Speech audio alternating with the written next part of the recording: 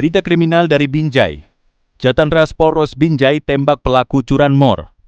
Tim Jatanras Polres Binjai mengungkap kasus pencurian kendaraan bermotor yang terjadi di halaman kos-kosan Kelurahan Satria, Binjai Kota. Polisi mengamankan 2 orang pelaku dalam pengungkapan kasus tersebut.